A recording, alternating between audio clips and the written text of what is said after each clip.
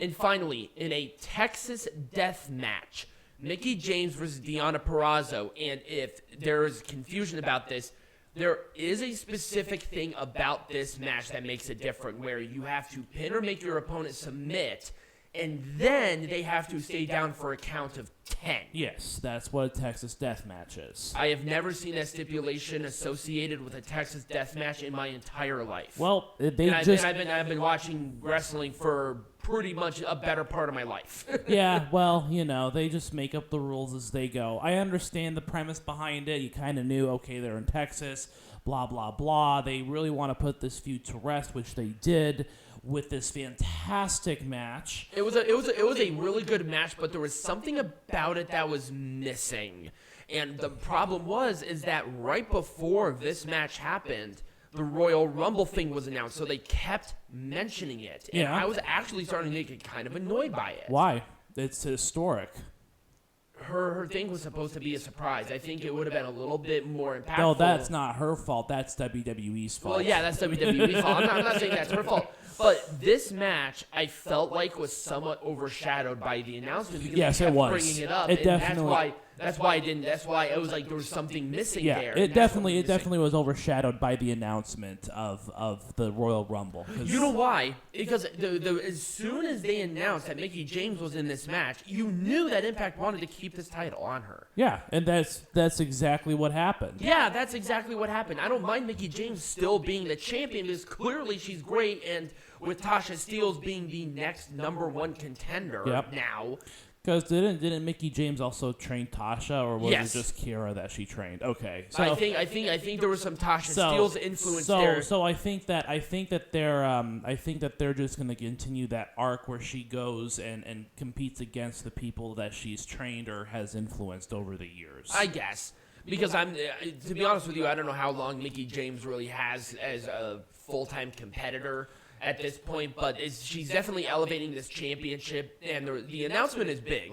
I've never seen anything like this. Yeah, no. And watching the Royal Rumble, that's something that I'm going to keep an eye on because Mickie James is coming out to Hardcore Country. From what I hear, she's coming out to Hardcore Country. And she's going to have the belt. Right. And she said that in an interview. I don't know the veracity of that statement, but that would be kind of cool if she came out to Hardcore Country. Well, I'm going to assume, because WWE wanted her to be in this match. Right. And there are no ill wills about what happened with the trash bag.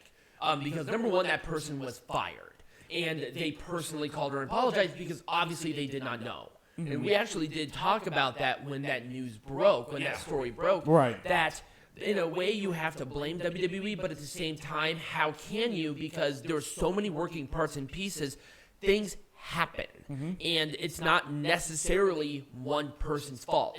They're just the face of it. Anyways, before we go off on a tangent, let's talk about the match at hand. So, the match at hand, I thought it was structured really well. Yeah. There were parts where I thought was a little bit slow. Yep. Just a little bit slow where I felt like it was not necessary, but it felt like a blood feud. It felt like this is kind of the end of their whole spiel here. Yes, Purrazzo's obviously going on to now defend the Ring of Honor Women's World Champion and the AAA Rey de Reinas Championship. Yep. And I think she's going to be defending that at the next AAA show. I could be wrong about that. Against Taya. Is it against Taya? I believe it is against Taya. Oh, that's right. I totally forgot about that match. Just right over my head. Yeah, I totally fucking forgot because and then also Hennigan is facing Io Del Vikingo for the AAA Mega Champion. But anyways, that's another pay-per-view that we're not going to talk about tonight because that hasn't happened yet. We're covering it later. So that is it for Hard to Kill and all of that in my weird rant partway in between there because I'm very passionate about this shit. So, Peanut Gallery. We're talking about heckling. Yes, we're going back to booking styles. We're going to talk about Impact Wrestling. I thought we did one for Impact Wrestling. No, we didn't. Never mind. Yeah, we never have. Okay, great. So, join us. Don't scare me like that. I swear to God, I thought you did. No. All right, that's fine. All right, Peanut Gallery, let's make this shit majestic again. So, with this match, I would have not done anything differently on a physical level. Right. But them mentioning the Royal Rumble as much as they did not have to mention the Royal Rumble in any capacity. But that was just the big news. It was the big news. If they mentioned it once, fine, but they mentioned it too many times, and it took me away from it. Also, the intensity in some parts of this match were not all the way there. If this is a blood feud, make it feel like that. I don't know that it was a blood feud. Well, now keep in mind, Mickie James beat Deonna Purrazzo for the championship in that historic reign. So in a way, it was a blood feud. We were there live when that happened. Right. Biggest pop of the night, I swear to God. But it was a blood feud because that's how Deonna Purrazzo viewed this championship. But it's kind of over at this point. I think Deonna Purrazzo's moving on to different things. I think Mickie James moving on to different things. And I'm happy this was the main event, by the way. I'm happy too. I think even if they were not going to announce that Royal Rumble entry thing that WWE did, this was going to be the main event. Oh, absolutely. There was no point, and I hate saying this because this is mean, there was no point on Cardona being in this match. No, there wasn't. It was really a Moose versus W. Morrissey thing. If it was only going to be Moose versus W. Morrissey, they would have done a different rivalry. And I think Matt Cardona and W. Morrissey were taken out of a proper one-on-one match. Either or. If it was Moose versus Cardona, great. If it was Moose versus W. Morrissey, great. Right. A three-way match in this just felt a little off to me. It did. It was kind of that third wheel situation. Right. Also, Cardona was the main focus of this rivalry where people were really backing him, and they still were during the show. Yeah. But him eating the pin after everything that happened and how they built it was the wrong decision. I don't know. I don't think they had a choice. Because they booked themselves into a corner by having this three-way.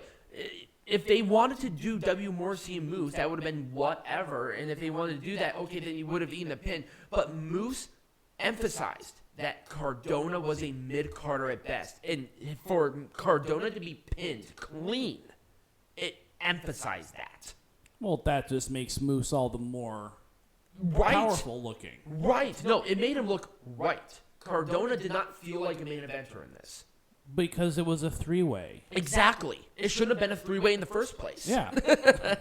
They booked themselves into a corner, and they made the wrong choice on how this match ended. Yeah. That's just is what it is. If they were going to do where Cardona ate the pin, I would have done like a chair shot or a bell shot or something like, a sheet thing, you know? That would have been, that at least would have saved where Cardona could have theoretically have won that, or it was by fluke. Right. Too many people. Yep, too many people in this match. There was no, if it was just Violent by Design taking on Heath, Rhino, and Eddie Edwards, that would have made this match infinitely better. Yeah. Just in general. Oh, yeah. The Good Brothers versus Rich Swann and Willie Mack should have been a totally separate match. They were shoehorned in there to get those guys on the card. Right. That's pretty much it. It was stupid. Yeah. And there was no reason for it because guess what? There was just too many people. The Heath Rhino Violent by Design thing was the hardcore match that this should have been. Right. And Eddie Edwards being put in there, if they want to do that just to have the balancing effect out, fine. Because Eddie Edwards is the hardcore guy. Right. But the other two teams, no reason for it. You had plenty of time to have a TNA or an Impact World Tag Team Championship match. No, absolutely. It just didn't happen. Stupid. Yeah. Just absolutely stupid. Yeah.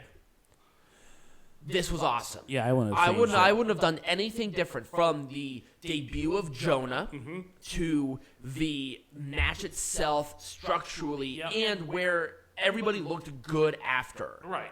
And again, this is part of the redemption arc for Josh Alexander. Right. And that is why Jonah was a big guy going in there. Right. He was a formidable wall in the way of the redemption. And he had to overcome and now it's going to be the Charlie Haas arc, which is fine. So I wouldn't have really done anything different with this match. I thought it was structured really well. The rivalry was great, and I think Jonah has a few more months left, so we'll see who he faces at Rebellion. Because you know he's going to be in a match at Rebellion. Exactly. So I would not have changed a thing. I wouldn't have changed a thing with it. I may have wanted to have Jonathan Gresham maybe do something with Impact a little bit more before the show itself, because it just felt like a cold title match to me. It pretty much is what, yeah. And it was good structurally. I wouldn't have done anything different inside of that. But I really wish they would have built a story around, hey, let's up the ante. Let's make it pure rules. We didn't know it was pure rules until the match started. Right. If it was pure rules, that's what makes it important. Right.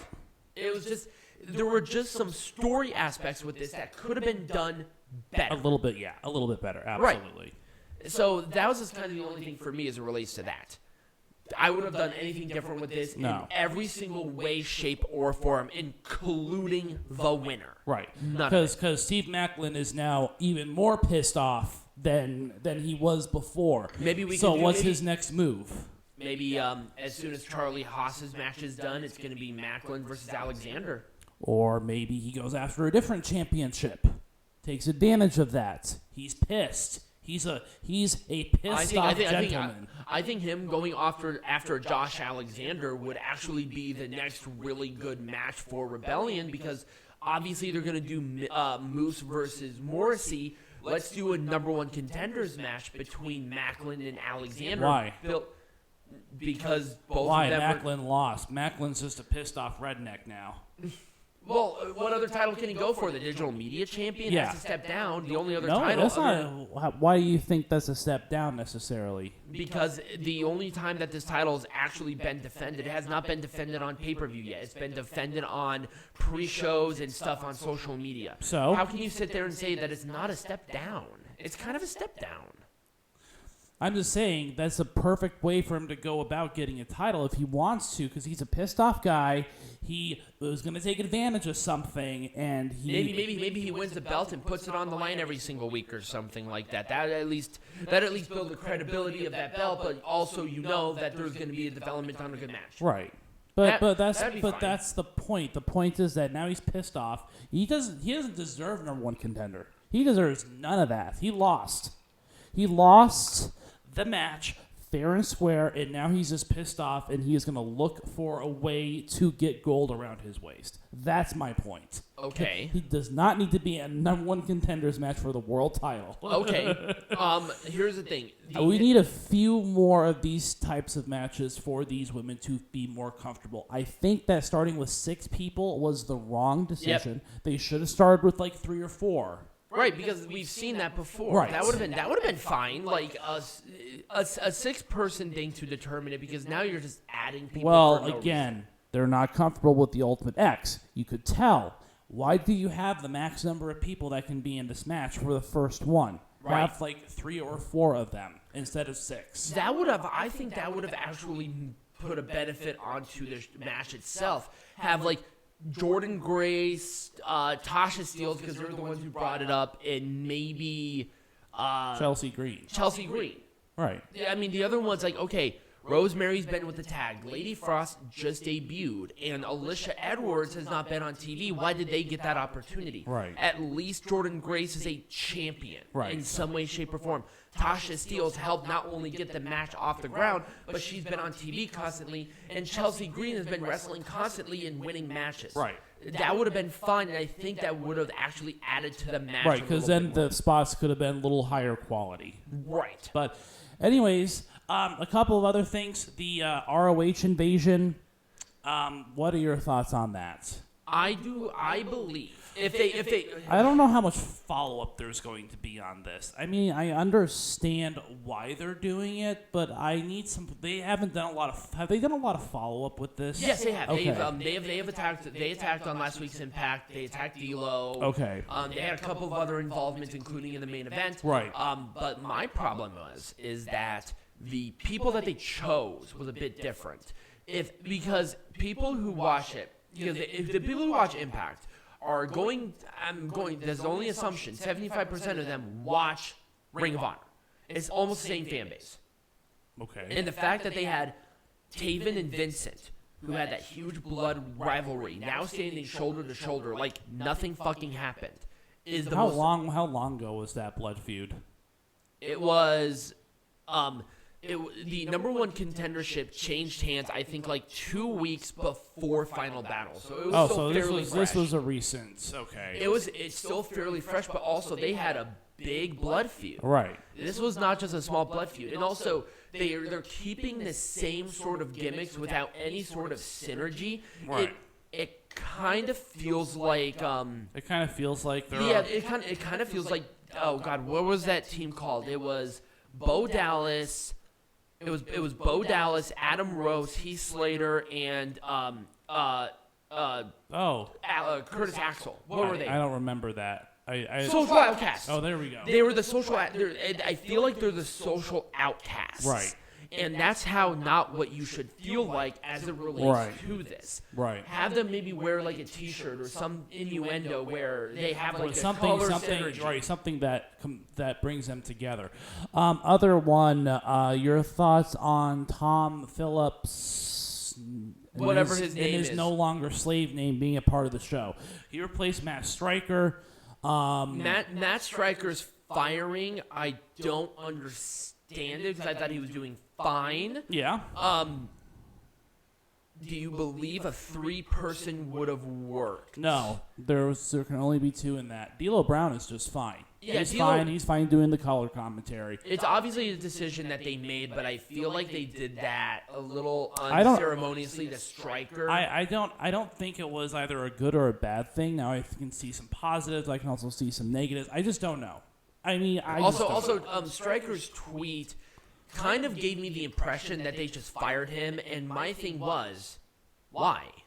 Maybe it wasn't all Impact decision making because they are still owned by Anthem. That's true. But anyways, that was another new development. I can't think of anything else that happened. Not particularly off the top of my head, other than I was going to want to talk about the orientation of the match because I wouldn't have done anything differently with this. Oh, yeah, no. Because in the general overall thing of the show, this Hard to Kill was a perfect example on how to structure the orientation of matches, which is very important for people's interest to stay with the show. You don't want to burn them out too quickly, but you don't want technical wrestling to start off the show because they'll get them bored. Right. Therefore, every 2 matches, they had a slower paced match structurally. So they had first the Ring of Honor World Championship match. The Ring of Honor World Championship match. They had a couple of matches, and then they had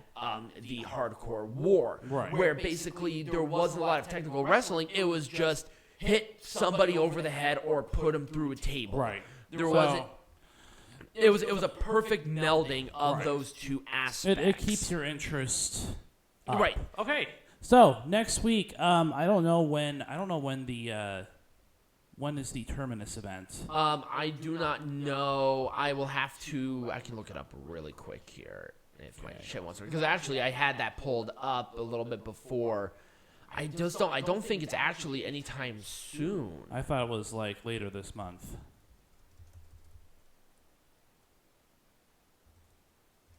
I think I butchered the spelling on that, but we're just gonna roll with it.